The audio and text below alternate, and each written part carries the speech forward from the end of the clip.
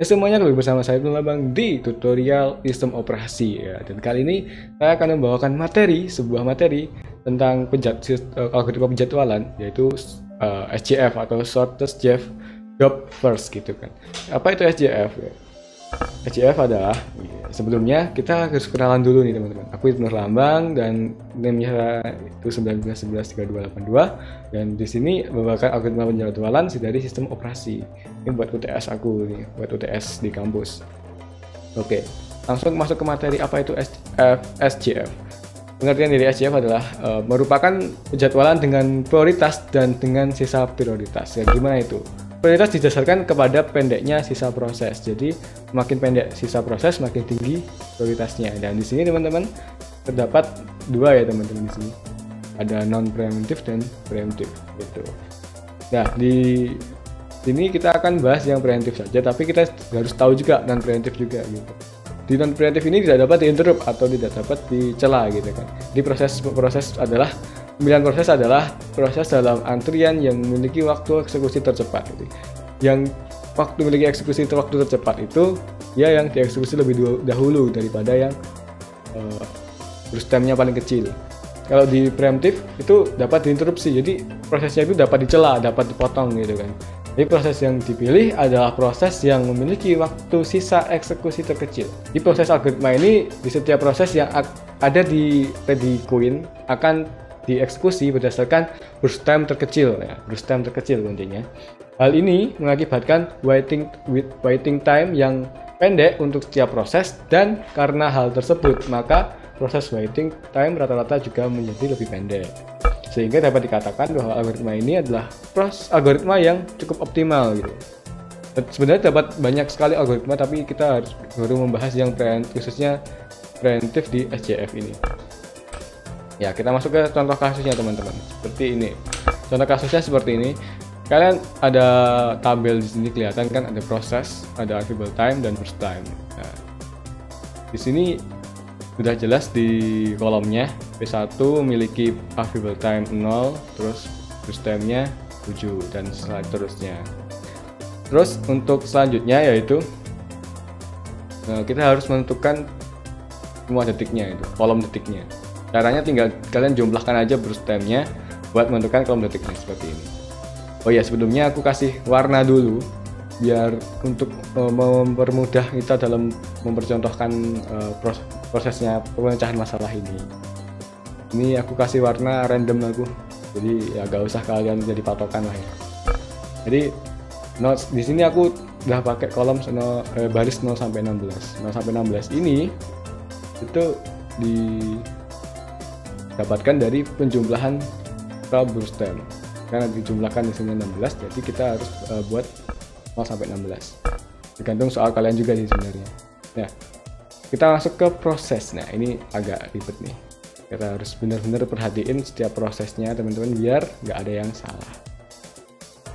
Di proses pertama itu ada arrival time-nya 0 dan burst time-nya 7. Sementara di burst time paling kecil adalah di proses ketiga, tapi dia memiliki arrival time 4. Berarti yang diutamakan adalah yang punya arrival time 0 dulu.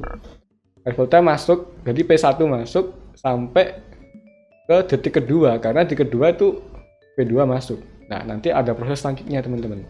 Nah, oke, berarti P1 masuk sampai ke detik kedua. Nih, sampai ke detik kedua. Di detik kedua ada P2 yang masuk. Tapi sebelumnya kita bandingin dulu teman-teman. Karena di P1 udah masuk 2, berarti di sini tinggal sisa 5. Ya, sisa 5. Nah, 5 ini kita bandingkan dengan P2 yang masuk di detik kedua ini. 4 dibanding 5 lebih kecil yang 4. Jadi lebih kecil P2. P2 diprioritaskan, teman-teman. Jadi P2 langsung masuk mencela atau langsung masuk ke sini, kolom ini, di baris ini sampai detik ke 4. Soalnya P3 ada masuk, dia bisa masuk gitu. Jadi kita perhitungkan lagi sama seperti itu. Jadi P2 masuk sampai detik ke-4. Nah, seperti ini.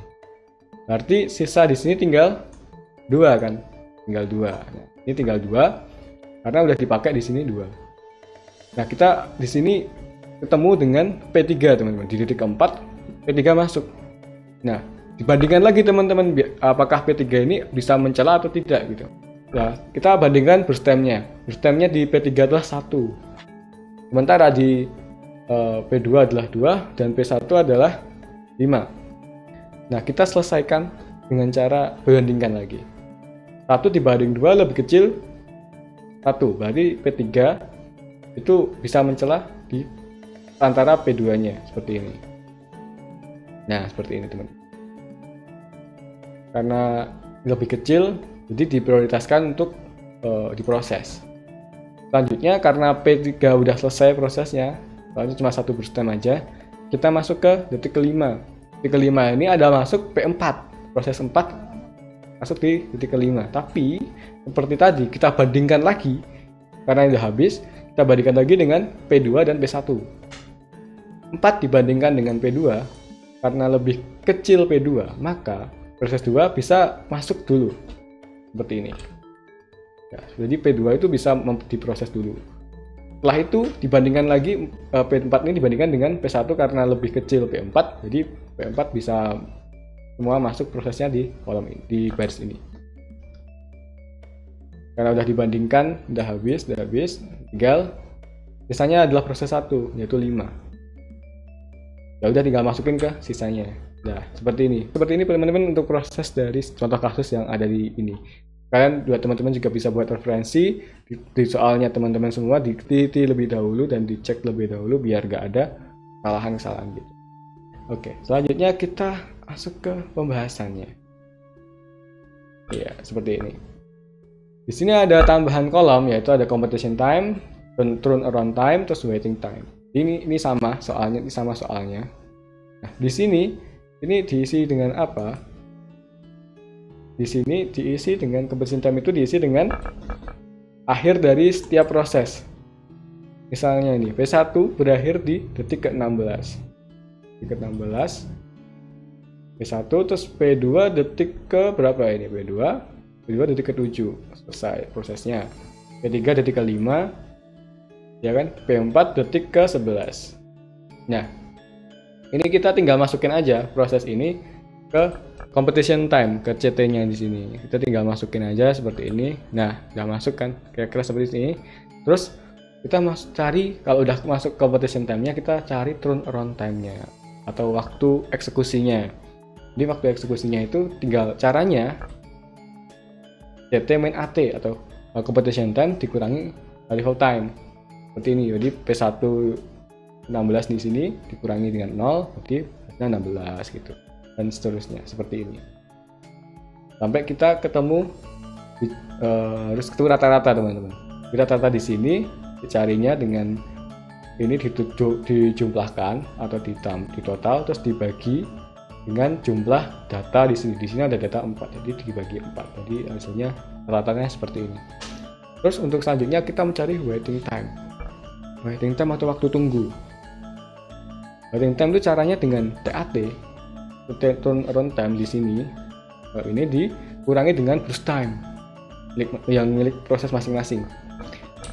Nah, di sini langsung ketemu hasilnya seperti ini, 16 dikurangi 7, 9, 5 kurangi 41 dan seterusnya sampai kita harus cari rata juga teman-teman. Ini di total juga, total terus dibagi jumlah data di sini 4.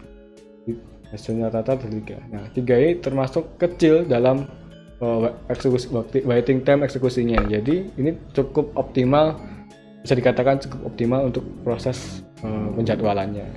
Oke ya, seperti itu teman-teman, dan terima kasih sudah menonton. Jangan lupa like, comment, dan subscribe. Buat teman-teman semua yang masih belum jelas bisa ditanyakan di kolom komentar.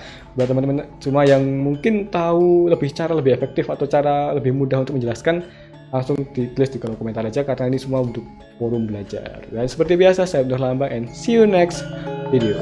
Bye.